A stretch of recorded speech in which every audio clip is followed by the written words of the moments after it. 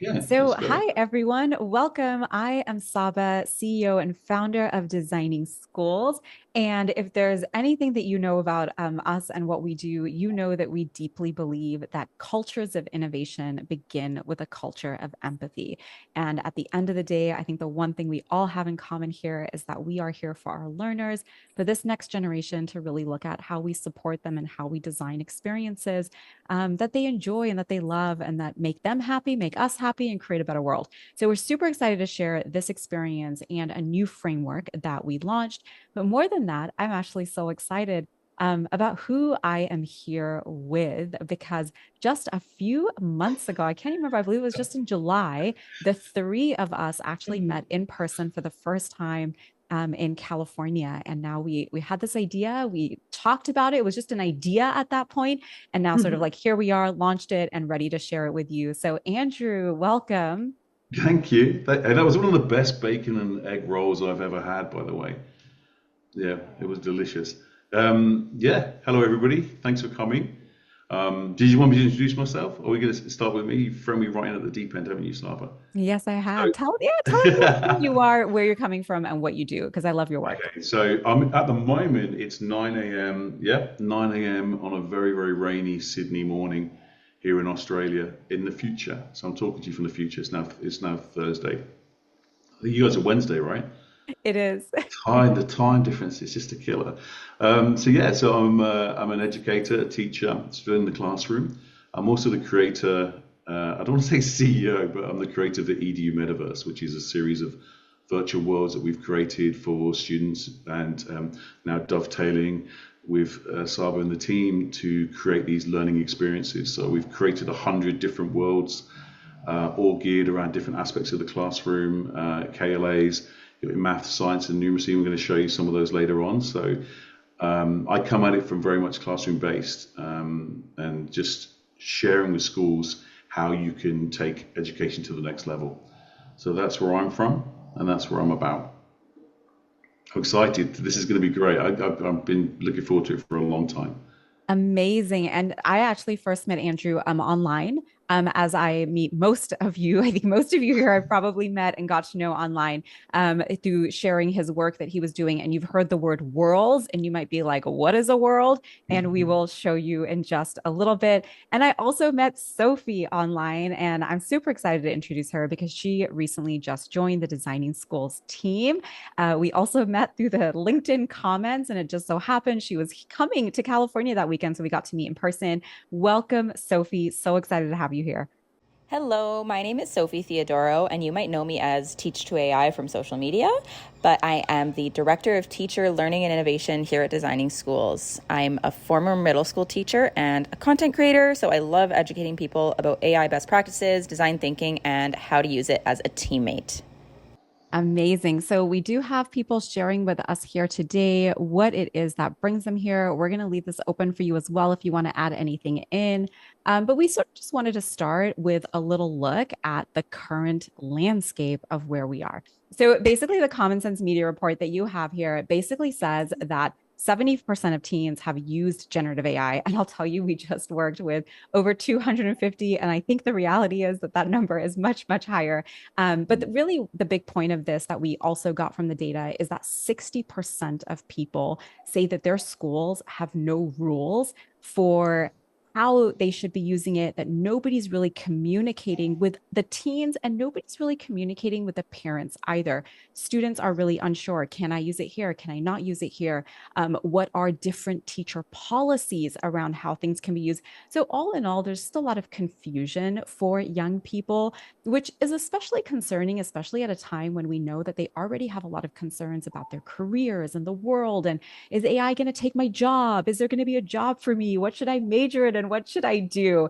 So, we have three goals today with what we'd like to accomplish. The first one is we recognize that for a lot of people, both big people, little people, everyone in between, AI can bring about so much nervousness, so much anxiety in the space, and it's very easy in that type of environment to really default to compliance.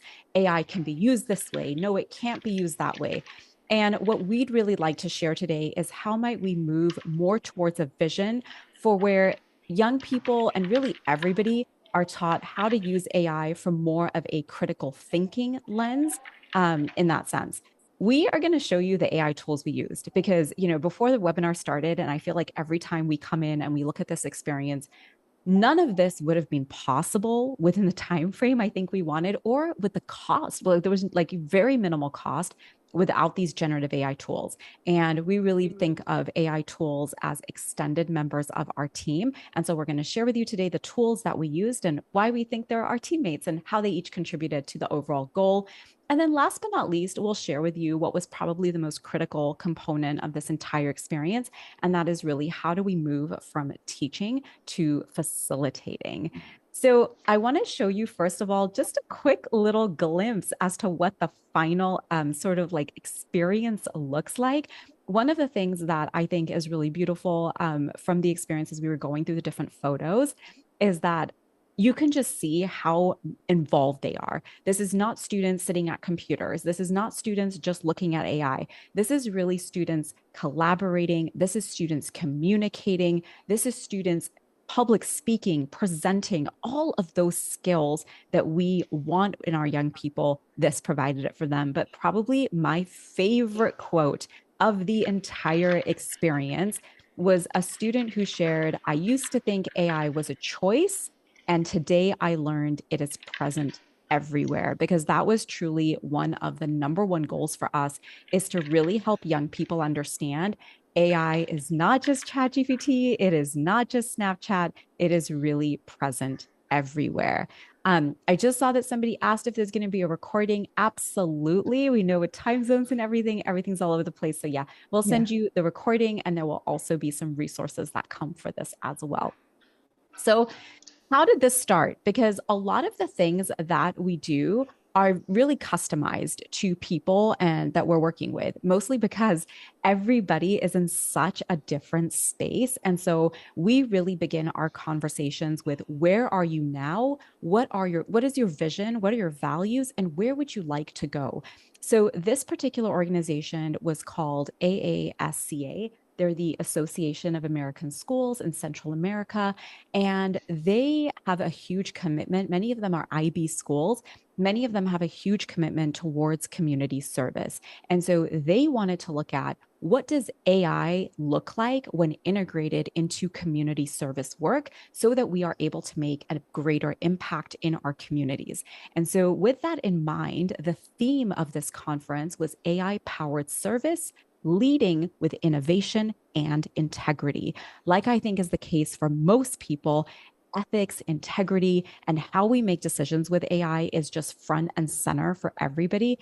But I think one of the challenges that we see in that conversation is that everything still is very much focused around cheating. There is sort of a default mindset that kids are going to use these tools in inappropriate ways, which, if you have some of those experiences, we would love to hear about them in the chat, like how you're seeing kids use them and what you're seeing in the space. Our, all of three of us are educators, and having taught high school for over like 12 years, I have a really deep belief that if you begin by trusting students, they feel that, they see that, and they respond to that. And the opposite is also true. If you do not trust them, they see that, they feel that, and they respond to that. And going in front of 260 students that you do not know, that you don't have a rapport with, is definitely a very intimidating task. And we did a couple of things as pre-work, like getting to know them, recorded videos, tell us your questions, things like that. But we were really, really, really in awe of how they responded. So just when we look at the landscape of schools and sort of what's happening, we do tend to see that 66% of leaders and educators are really concerned about cheating and academic dishonesty. But at the same time, 52% of students are worried that someone's going to accuse them of cheating. And we always say, for an industry that really prides itself on relationships, that's a pretty toxic environment built on a lot of assumptions. So our goal today is to really share, how do we maybe mitigate some of those assumptions and create a more human-centered dynamic and environment. And why does this matter? This really, really matters because the data also tells us that the conversation in the workplace is completely different. Whereas in schools, we are leading much more from sort of like a defense, like, okay, how do we mitigate this? How do we ban this? Like, what do we do with this? We're seeing this as a negative in many ways or something to, combat almost. Workplaces have a completely different story and different narrative. What employers say is that 66% of them don't even want to hire people that don't have AI skills. And one of the really great things, and we'll link these reports for you so you have them, but one of the really great things about this particular report is that they do go out of their way to say this is not just technical skills. Technical skills have a space and, thing of their own. In this particular report, this is really about, can you use AI in your day-to-day tasks to perform in better and more creative ways? But where I think it gets really interesting for us in education is that 71% of employers say they would rather hire someone with less experience who has AI skills than somebody with more experience and less AI skills. So we know from a career standpoint that for new graduates, years of experience is such a huge barrier to entry that to be able to come in and say, I might not have years of experience, but I know how to use AI in safe, ethical, and creative ways puts them at a huge advantage when they enter, whatever career path it is. Sophie, if you do not follow her online, has a pretty significant following. She's a really well-respected voice on AI in just lots of different spaces. She recently posted a video about an app called Poppy. Poppy called her up right away and we're like, we're going to fly you out to San Francisco to come and work with us and help us on our strategic plan. So this is just one example. I know we find it kind of funny sometimes, kids posting videos on TikTok and things like that, but these actually lead to real opportunities. And this is something that a lot of these AI companies are looking for because like us, these companies too are playing in the problem space. They are figuring things out as they go. New updates are coming every single day, and they are trying to put these pieces together. So when Sophie goes to Poppy, there are no traffic lights for her to follow. And while we, obviously understand that everybody comes to this from a different place and people are scaffolding different things in different ways, one of the things that we do think is important is that young people really have guidance and the opportunity to have questions that they can answer versus a list of rules. You can do this here, you can't do this here. You can do this here, you can't do this there. And the reason for that is you don't get to learn. And I always say, I wonder how adults would feel if your superintendent came to you with a traffic light diagram saying, teachers, principals, you can use this here, you can't use this there. Yet you saw other potential opportunities, or you had a lot of stress one day, or you just had something you needed to get done. And so this again isn't to say that something is wrong or something is right. This is what we mean when we say designing human-centered experiences. We are looking at the people in front of us. We are beginning with empathy. We are understanding what are the challenges in this landscape, but also what are the opportunities and how do we communicate and collaborate together with everybody involved, young people, educators, principals, stakeholders, parents, community members, to be able to design what's next. Because unfortunately, generative AI is not as black and white as driving on a car on a road. One of the reasons we have traffic lights in society is this is a universal language for how we act, no matter what country you're in, no matter where you are. And like we said, with generative AI and the different types of environments that these young people will be walking into, nothing could be further from the truth. So one of our core beliefs that we think is really important if you are going to truly design human-centered environments is that children are not cars. People are not cars. And their paths cannot be dictated in such a black and white way by traffic lights. We need values. We need guiding questions that really help us make decisions with confidence and integrity. And one of the reasons this is really important is because, you may have seen today, and if you haven't, if you pay for ChatGPT, you will notice today that you probably have access to advanced voice mode. every single day, there is a new update in this space, a new area of something that AI tools are able to do that sort of, wasn't really available before. They can read, they can write, they can see, they can translate, create, understand, hear. And in the latest update, 01, they now have the ability to reason. And so we're going to show you some examples of this in action as we go through the experience with you, because we used pretty much all of these different areas. But one of the things that I wanted to draw to your attention is this particular quote from this is directly from OpenAI. Oh, whoops, it's a student quote there. That's not supposed to be. This is directly from OpenAI on their O1 model announcement. And they said, we trained these models to spend more time thinking through problems before they respond, much like a person would. Through training, they learn to refine their thinking process, try different strategies, and recognize their mistakes. Now, if I take you back to this slide, you see a huge discrepancy. On one hand, we're telling machines, you get to learn from your mistakes. You get to go through the reasoning process. You get to try different strategies. And most importantly is this first line, you get to spend time thinking about the problem. To not give these experiences to people is truly detrimental to people's college and career and futures in a world where we really have to look at how we co-create and co-collaborate with these AI tools. And we don't want our AI tools learning all these skills and people being left behind. So with that in mind, we introduced a framework at this event called WISE. And we're going to walk you through the experience in just a moment, but I wanted to share what WISE stood for so that you can kind of see how the students were engaging with this. And this really is here as a conversation piece. This is something that when you decide to go and use a generative AI tool, you're asking 4 questions.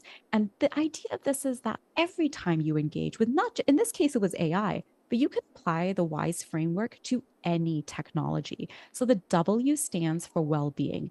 How will using AI affect my well-being and those around me? So for example, if you think about homework, a lot of times when a student's using some generative AI for something, say like maybe it's something they're not supposed to, they're looking at it only from their lens. They're not thinking about how this might affect their teacher and how that teacher might be impacted by having put effort into this assignment or valuing this assignment, how it might affect your parent or how it might affect your future career or your client that you're working with down the line. I stands for integrity. Am I using this in a way that's honest and fair? And one of the things you'll notice with these questions, they're not always, again, black and white, right? And that's the beauty of having conversations with people is we get to kind of grapple and play with the problem and kind of reach conclusions collaboratively instead of telling people, yes, you can do this. No, that's wrong. Yes, this is right.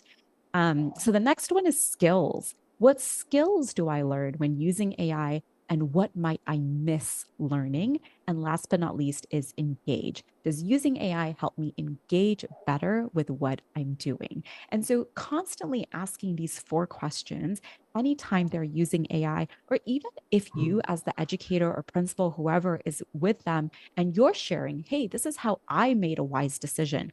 Or if you find yourself in a conflict with a student or something happens, you can use this as a way of having that conversation with them instead of, I ran this through an AI detector that, is a biased tool, especially against non-native English speakers. And instead of using something like that, you can say, tell me about this decision you made. Was it wise? Go through these 4 elements with me. And again, to me, that becomes more of a learning experience versus a sort of like got you moment or a rule-based type experience. So a lot of this is not just out of nowhere. This is based on design thinking practices. And we have a book coming out on this very topic, which goes into this in much more depth November 7th. But I'll also share with you the link to the documentary. A lot of these practices we share, these human-centered approaches to generative AI, are all grounded in sort of like decades of research. And so if you're new to sort of designing schools in our work, we've been really researching this topic for the past decade, looking at why we believe human-centered design thinking practices are an approach to how we use generative AI tools.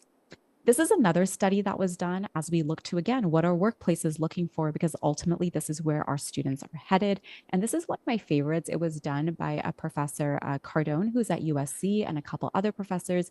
And one of the things they shared here was how character and communication are some of the top skills workplaces are looking for. And you can see here how they've really broken it down. Verbal communication, integrity, motivation. I thought this was really interesting. Capacity to inspire. And I think when you walk into most schools, like this is not what our curriculum is really all about. So it's really up to us to find ways to create those learning experiences and opportunities where we can integrate that into our existing experiences. So that's sort of like our why and our vision and kind of how we came to this. Now, for the part that we're super excited to show you is what tools did we use and how did we actually design this experience for the learners? So, just so you know, this particular experience we designed was a community service based experience, but Andrew's going to share with you in a moment how you can apply this to anything, to social studies, English, science, math, you name it, you can apply it to anything.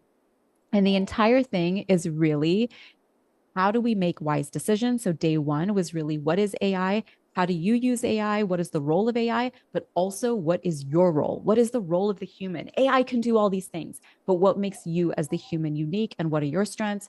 Day two was they worked on their problem. They used design thinking, they used ChatGPT Perplexity to basically come up with an entire plan, all by the way that they did in 3 hours, which to me is mind blowing because previously it would have taken us a couple of days. And last but not least, number three, they did presentations to the entire group where they pitched their ideas and their plans. So these are the tools that we used. And instead of kind of just telling you about each of them, we're going to kind of go through and like go into the space and just show you where they were used and how they were used. And probably the one that was most significant, well, they were all significant, but one of the things that you'll see when you go into the space are scenarios that we presented the students with. So when we talked about AI, honestly, they were all so familiar with ChatGPT. We were able to kind of skip the ChatGPT 101. But we gave them 4 scenarios and they had to look at the scenario and assess, did the person who was using AI in that instance or in that scenario make a wise decision? Yes or no. So the 4 scenarios were around homework, social media, gaming, and personal data with smartwatches. So try to make it super relevant. But with that, Andrew, do you want to welcome people to the space that you created? I do. Yes, this is the frame that we used. So we primarily build within Frame VR, and this is the space that we've created for the event. So it's geared always around, whatever we build is always geared around engagement as the key factor, and everything else we sort of framework around the 4 C's: creativity, communication, collaboration, and critical thinking. And we wanted that. And when I was talking to Sab about how we were going to do that, it just dovetailed so beautifully with what they were trying to do and what we put together. You'd be able to see. So inside the world of Sab was moving around. We have an environment. So we did set this to solo. We can have it so that we could have 300 people in here all at the same time moving around. It does become quite chaotic. So we put a lot of the resources on the wall. So immediately what's happening here is you are engaging them on a level where all of a sudden they're like, this isn't just a worksheet or a booklet. This is a space that I'm part of, that I become present in the moment.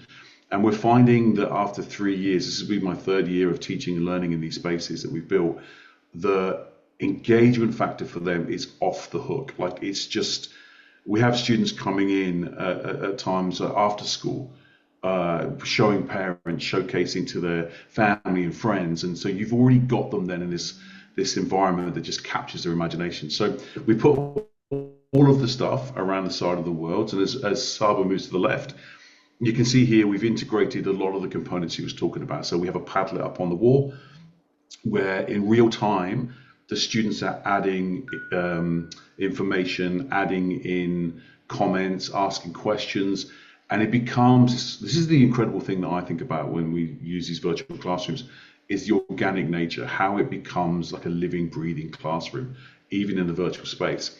So the Padlet is there, the scenarios are there. We actually put videos. This character that you see on the left-hand side is Jess, and Jess appears through all of the EDU Metaverse world, so the students know her when they come in.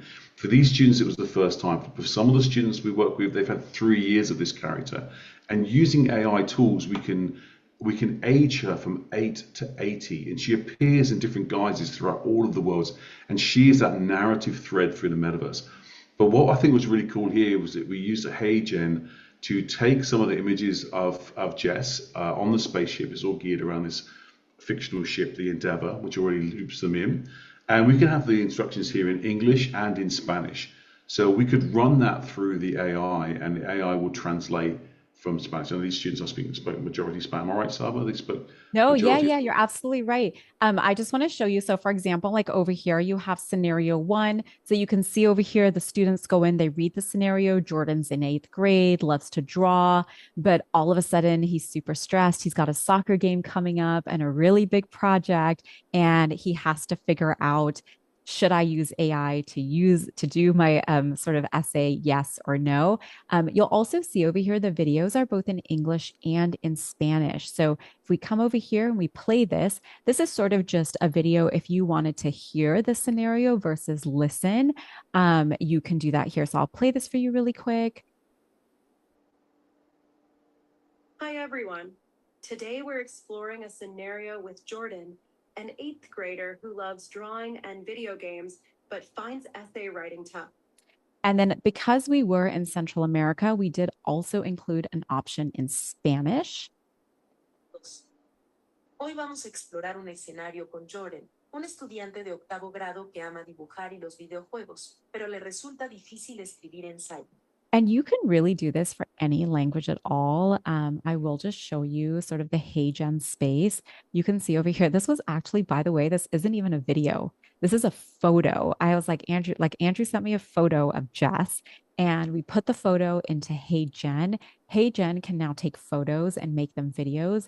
We cut and paste in the scenario and had it make it a shorter script. And then you'll see over here, there's also a little option for different languages. But literally, this was like dragging something into a platform, choosing a language, and just downloading it. Literally, we created all of these videos in maybe about 10 minutes. So yeah, just wanted to share that. The interesting thing about that, is that you and I were in that world together, in that space, creating this content in real time. And you said at that point, oh my goodness, this is nuts, because it was just so intuitive and so quick, like together, that we basically created in-frame VR as a working environment together. And that sense, like you say, of being able to create content so quickly by melding these tools together is unbelievable. Yeah, it was truly incredible. Right? It really was. And so that was sort of the first part of the activity. You'll also see over here, Andrew, do you want to share this PDF that's here? Yes, so this is the document that we added in. So this would be the document that the students used. Click on it, and we use Canva, so you'll be able to go into that, and they would be able to take or view the document that we wanted them to use in Canva. So again, we could put resources in there that they could actually just access from one space. So as you go through inside, and I will also say the kids are way savvier at navigating this than I am. It was so funny how many things we had directions for that they just didn't need, because they just literally were able to jump in there and just get right to it. Yeah, and this is the thing, right? So they're the Fortnite Minecraft generation, right? They have no fear. You immediately show them the fact that you're moving around with the W, A, S, and D keys.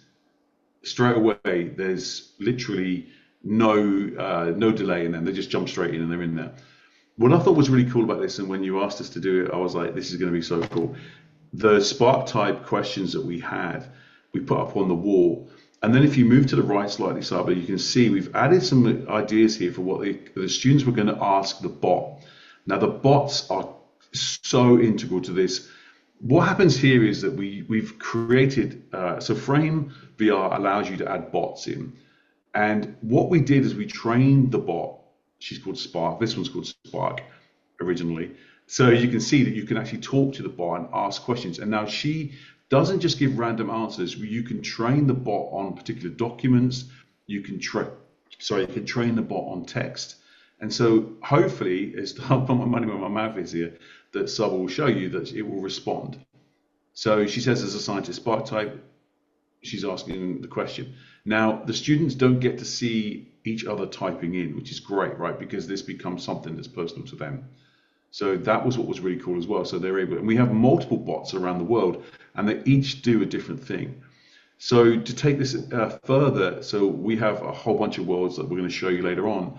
One of them might be the zoo, so the students can talk to a zookeeper.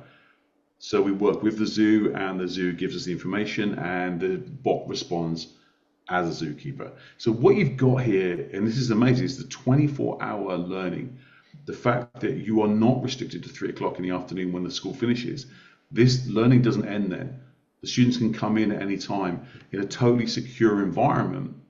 And they did, because we saw them coming in afterwards. But we set it solo, so it was completely, there was no chat, there was no nothing. They were able to come in and actually share their ideas, which is pretty amazing. And I do just want to say, if you are somebody who has ever been in any of our sessions, you know what the Spark type is. If you are in our AI bootcamp, you know that's like one of the first things that we share with everybody. And I'll just drop a link in here to the chat. The reason we love the Spark type is because the Spark type is, first of all, free, but you'll see over here, it has these different qualities. So because we knew the students were going to go into groups, the Spark type basically tells you what energizes you. It's not so much like what you're good at or what you're bad at. It's just that if you had to choose 1, 2, or 3, this is what your number 1, 2, and 3 would be when you are doing work. And because they were working on a group project, we had them take the Spark type so that then they could go back to their group and be like, this is my Spark type and this is what energizes me. And based on what energizes them, they shared and chose their group roles. So my Spark type is scientist. And so you can see over here, it says, as a scientist, I can come over here and be like, I'm a scientist. What would my role be in a group project that would be good for me? And they're like, well, as a scientist, you're really good at analyzing data and formalizing hypotheses. And so some of your key roles could include lead researcher, data specialist, problem solver, quality controller, and things like that. So it just gives the kids more focus as to, okay, how do I collaborate? How do I show up? What do I do? We also just added some other fun questions. What jobs would suit my Spark type and what makes me irreplaceable? We also have so cool. And I was just going to say, you can pull YouTube videos in here as well. So it's just such a great way. This is late. Is this the news, Andrew? This is my fault because when we were testing it out, I put in multiple news feeds. So yeah. So if you look up closer, so this is a live news feed where AI stories from around the world are collated. So the students can come and look and see what's happening in the news feed. And you can tailor that news feed to be whatever you want. Amazing. So that's sort of like this entire space, but it was such a nice way to sort of like, if there was one thing I knew, I was not going to go in front of 260 kids and give them worksheets or, sort of do some kind of direct instruction or anything along those lines. I'm pretty sure they would have like had me out of there before I would have even started. So I know there are some of you in here who are asking about tools. Just so you know, we'll be sending the slide deck. So you'll have all of the tools and all of the different pieces available. So in the world, you would have seen the Padlet. As the students were going through the scenarios, like I said, we had 260, so we had a lot of kids. And so one of the things they were able to do was all take on different scenarios, but they could see how how all the different groups were responding. So it was a really great chance to just be able to chat through how do different people see the scenario, how do they respond to the scenarios and things like that. But this is sort of like a method that Andrew came up with called the hybrid classroom, because one thing we don't have is all the kids in that metaverse space at the same time. Yeah, the hybrid classroom. Oh, so many hours spent on that. And that came about from, like they say, necessity is the mother of invention, right? So we realized that we couldn't, when we were working with schools, we were working with schools who have limited technology or they have a huge amount of technology. But all the time that we were finding was there were so many elements to it that if you just threw all the students in the classroom at any one time, it's chaos, right? It took us nearly 2 years to get over that initial excitement and sort of like incredible like sense of like, oh, we're doing something amazing. So it was all over the place. So we thought about how we could fix that. And the hybrid classroom is a way that controls the students but also keeps that traditional teaching. So if you are completely new to this technology, the hybrid classroom model that we've developed allows you to move or transition from teacher to facilitator. So the worlds we've created, all of them have project-based learning packs in there, no matter what the subject is, that would allow the teacher to facilitate the learning as they're going along. So they'd be able to come into the world. And so how we work it is that maybe the teacher, most schools have an interactive whiteboard. So the teacher would facilitate the lesson by putting it up on the interactive whiteboard. They would move around the world. The students would come in solo mode on their own devices, but the teacher would be leading the session and showing them where to go, what to look at before branching out and letting them go on their own. Now, the beauty here is that you can combine both sort of teaching styles. You're looking at education 3.0, the ability to learn anywhere, anytime. That also dovetails with education 2.0, where the students are sat in the classroom, but they're still using their devices. That was where we found we had that. It was almost like personalized learning because they were able to take their own journeys. You've got that enhanced engagement. The biggest thing here is the engagement. And if Saba can hold, I mean, any teacher can hold 30 kids, but to hold 200 plus kids in the palm of your hand, that's the real deal, right? So when we looked at putting the bots in there and having this virtual classroom that can be accessed 24 hours a day, that also allows us to work with other schools. So we could work with schools in Canada, we could work with schools, and we do work with schools in Mexico, with our own schools here in Australia. So now you've got this sense of global learners, these global learners being able to have immediate feedback. We can add accessibility packs to the bots that can speak any language. It's 24/7, the ability to learn anywhere, anytime from anyone. And it is, and I'm not just saying that as this is something we've chucked out here. We've been in these worlds for 3 years. We've been teaching and learning for 3 years. We've seen the results. I mean, we have the fact that kids want to come to school. They want to be, what are we doing next? That I never got asked that for a worksheet. No kid ever said to me, hey, Mr. Wright, what was that worksheet we did last week? Can we do it again?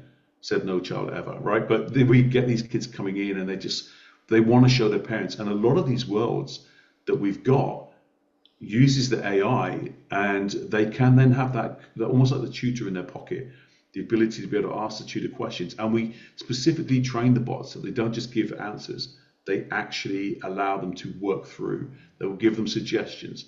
So what you're looking at the top here is Jess again. This time she's in our river world, and she's talking about the water cycle. And in that part at the top, she doesn't actually give specific answers, but she will say, hey, why don't you look at this, or why don't you look at that? So we're moving away from that sense of cheating to actually getting them to be able to pick up information using the AI in so many different forms. We do have a question here from Denise. Can you talk about the level of accessibility that Frame offers? In terms of what, sorry? Just like being able to have it using. So, as in, I mean, for us, we just put the browser link. This is WebXR, right? So we literally just put the link in the window, as you'll see at the top in your browser window, and you're in. There's no headset.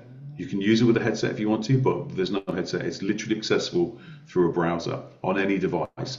So we have students coming in on their iPads. Before mobiles got banned from schools, we were having them coming in on their mobiles. They were using Chromebooks. You have it. So accessibility wise, it's open. And this is why we did this. We wanted everybody to have access to it. We didn't want it just to be the domain of schools with virtual headsets. We wanted people from all over the world to be able to access it from just a browser. Does that answer the question? Because my mouse has literally just died, so I can't even scroll down and see what anybody's saying. Andrew, can you hear me now? I can, sorry, yeah. Yeah. I solved it. Yay, she's here. Sophie's disembodied head and Sophie's voice. Thank you. Amazing. Yes, so to answer Denise's question, yes, they do have closed captions, and they have the ability to change the language. So there's a lot of accessibility stuff. And listen, I don't work for Frame. I'm not a Frame employee, but I work very intensively with those guys in terms of building the world. So yeah, there's a lot of accessibility stuff. The best thing to do is just to go into the website, put on the thingy, have a little look. There's an entire accessibility section there where you can, and we do have students with language issues, and we can actually change the language on the fly. So that's pretty amazing. Amazing. Let That's me Please, super Denise, just awesome. find more. me later on, and I can have that conversation with you because it is a big component of Yeah, this. I think it was more around like students, and we have a couple questions. But the just to finish her one, it was around students with disabilities who have hearing and visual challenges. Yes. That there's the ability to make text larger, so there's a lot of options. You can have things read to you, so students can actually click the audio link and talk to the chatbot instead of typing. So yeah, there's a lot of options there, and we're working quite closely with them to add more as well. So always giving them suggestions on for schools on how that can help. So it's an evolving Amazing. program, and yeah, there's a lot of potential there. I was going to say this is another really interesting one. Somebody shared that one of the issues we have in our district is that students are sick of being on their devices since the pandemic.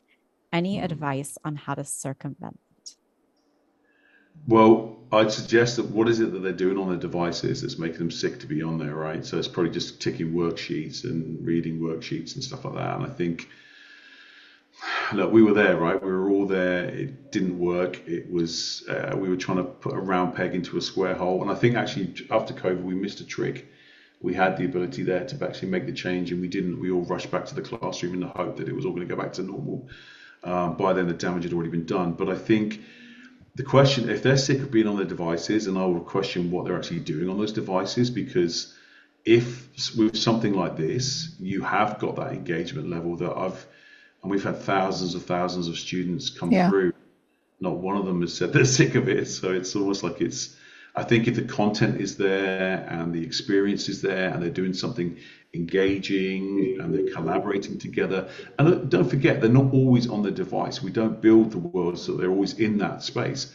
They jump in and they jump out, and that's the hybrid classroom. They come and go as they please. They might go back in and pick up some information or talk to the bot, and then they'll come back to the physical classroom and work together just like they did in the Sabas session. You can see them here. They sort of have that space where they can actually do both, and that's the key. That's the most powerful thing, to have that engagement level in the virtual space, but also to be able to pull back out again and go outside and take a photograph and then come back. That's how we build that model to be, I mean, very, very powerful as a learning tool.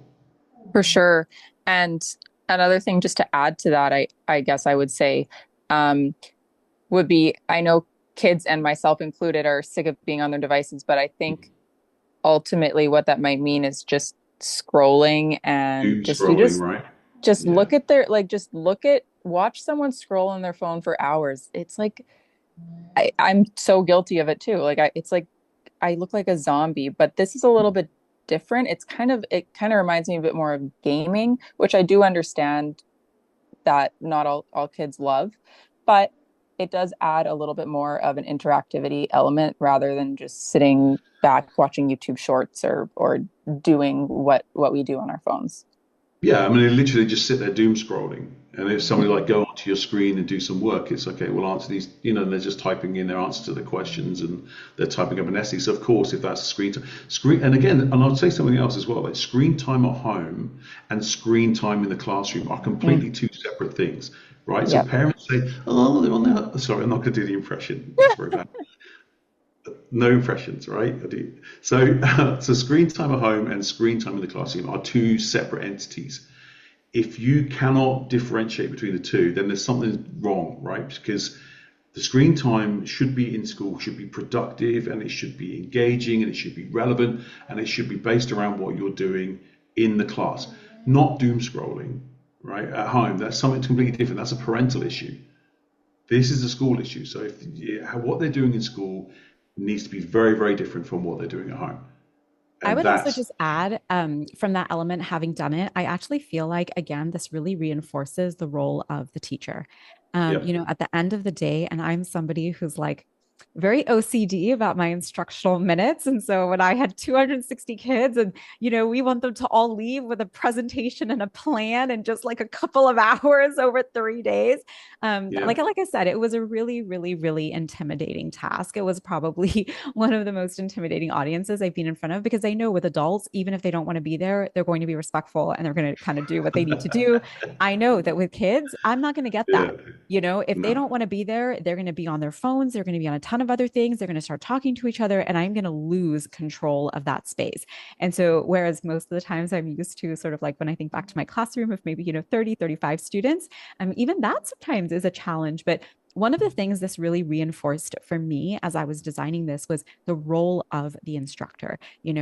The intentionality behind every single tool I chose. I can tell you kind of, why I chose the tool, why I chose this over something else as well. And so to me, that's again, when I go back to the issue of do we allow people the time to reason, to think through problems, to try different strategies, that this matters for young people as much as it does adults. We walk into way too many sessions where people are like, here's your top 5 AI tools, go use these. And it really just sort of like perpetuates that status quo. But in this one, they could really tell like each thing was kind of prefaced with this is why we're doing this. You're going to do this first, then we're going to do this, then we're going to do that.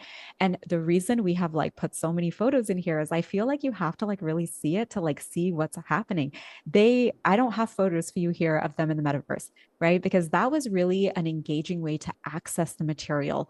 Do you want to watch a video? Go watch video. You want to read it? Go read it. We actually had a worksheet for them as well, the scenario printed. You want to read it on a piece of paper? Read it on a piece of paper. You want to hear it in Spanish? Go hear it in Spanish. However you want to engage, it was really just that element that was added in there to give them some choice in how they access that information and to kind of bring it to life a little bit as well.